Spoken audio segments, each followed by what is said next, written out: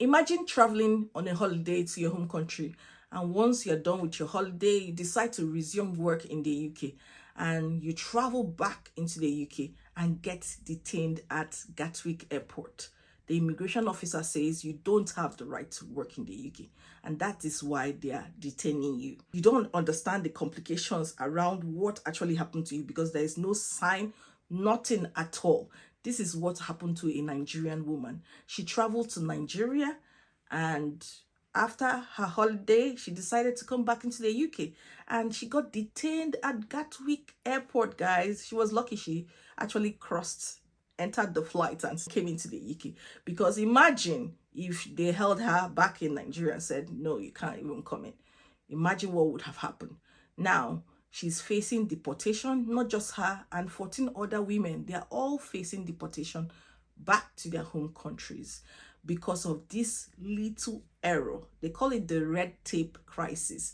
I'm going to break down the contents of this particular situation and some of the things I've learned, and I feel you should learn from this. Some of the tips you need to follow to help yourself so that you don't find yourself in such a situation.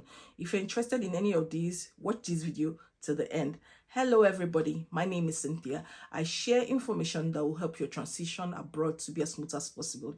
I share information about settling, working, or studying in the UK. If you're interested in any of these, watch this channel, subscribe to my channel, turn on your notification bell so that each time I drop a new video, you'll be amongst the first people to see that video.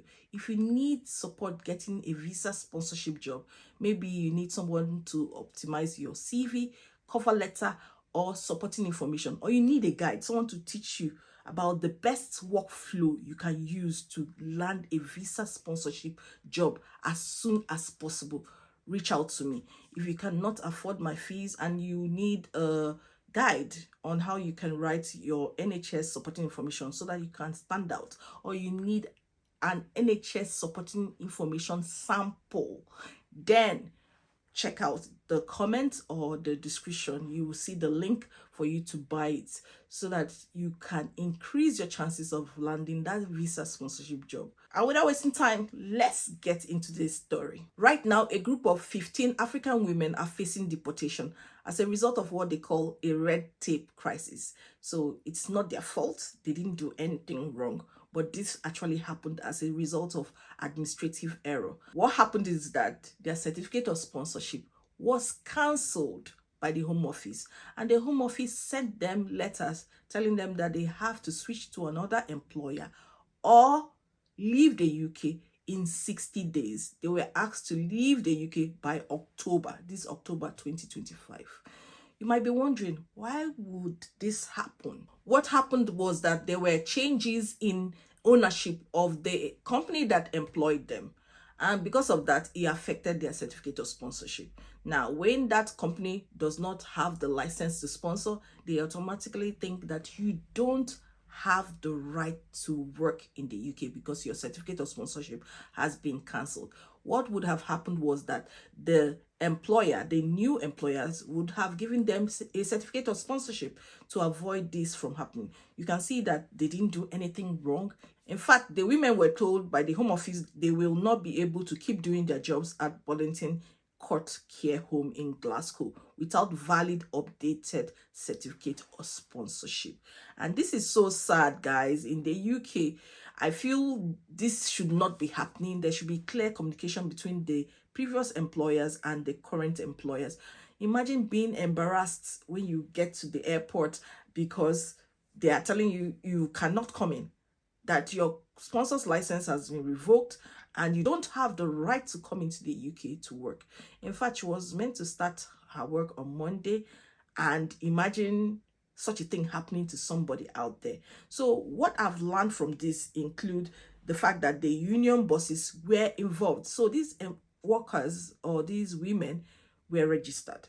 So they had to alert their union to say, see what is happening.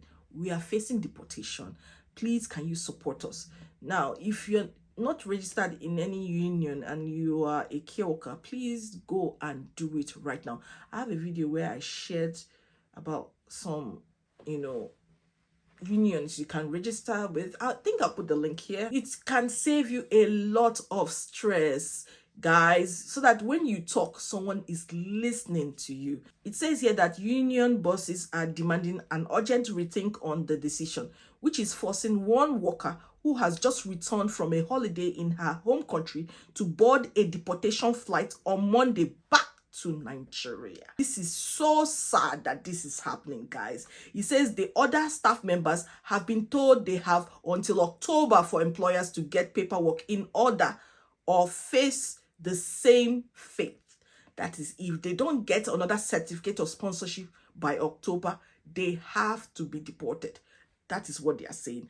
And they're saying the GMB union says the Home Office must take a pause for a rethink until the admin mess, which is no fault of the workers, is sorted out. You can see that this actually made the news here. If you don't join a union, it might cause some problems for you. Nobody would listen to you because nobody would carry your case on and give you the right support and advice for you or fight for you. You can see that the union members and bosses are involved in this, and they are fighting. And guess what? Since these people have been told not to work, it has affected their operation, and they need these overseas workers. Some of them have been working there for years and years, and they need them to work so that they can support the vulnerable people in their residential home. It says here that Christy Nimon, GMB Scotland organizer in care, said our member has worked for several years caring for some of the most vulnerable Scots, but face being forced from the country in days through absolutely no fault of her own. Guys, we need to learn a lot from this. Number one, register with a union. 2, check whether your sponsor's license has been revoked. I know that we always say, oh, you can't be checking this every day. Just listen. If you're in an organization and you are hearing things that they have bought the group you are in, or they've transferred ownership, find out whether that particular company has transferred the COS. If the sponsor's license has been revoked, you will see it on this website. I'll put it here. You will see it clearly on that website. It says that your sponsor's license has been revoked.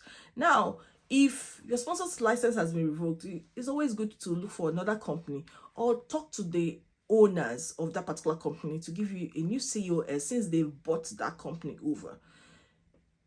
It's really heartbreaking when these things are happening, because I don't know how this particular nursing home will cope when the people that you actually work there, overseas workers, are no longer working. How many people would be able to manage the situation?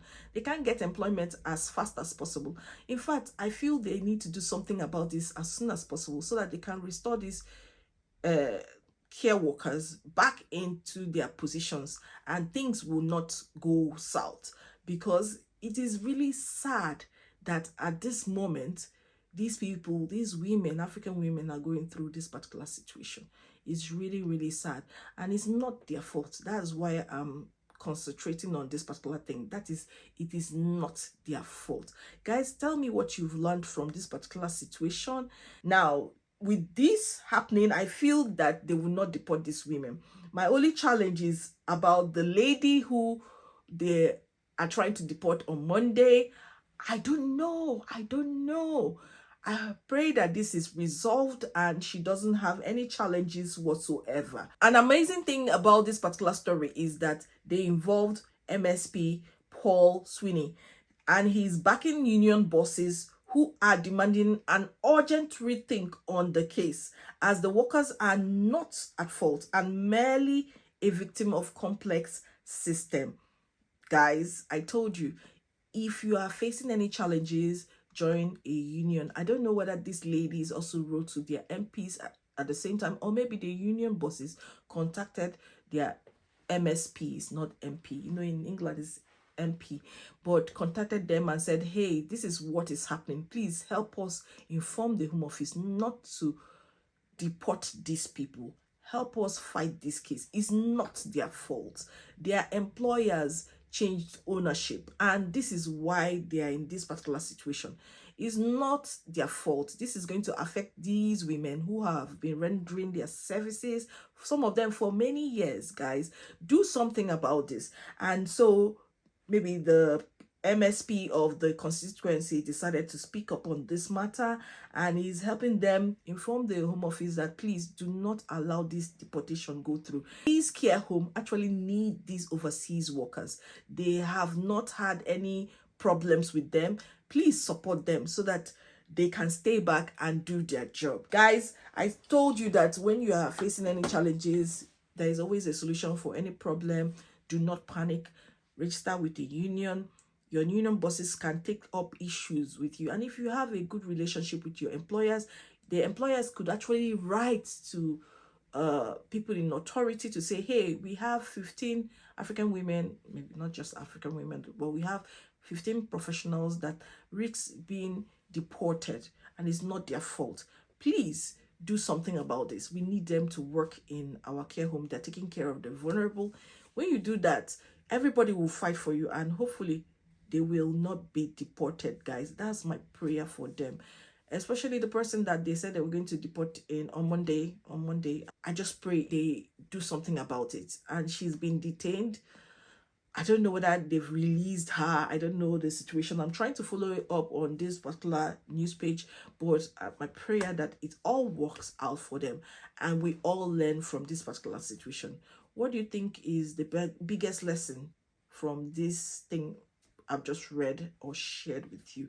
Please write it in the comments. And like I said, if you need support getting a visa sponsorship job, if you need someone to work on your CV, cover letter, personal statement, do not just stay there in silence. Reach out to somebody. There are people that have experience. I know what recruiters want. I know how you should place your grammar, how to make a CV up to the UK standard and pass the ATS system. And I will show you a workflow that you need to adapt to increase your chances of landing a visa sponsorship job early. Reach out to me. It will be in the comments and in the description. I'll see you in my next video. Bye-bye.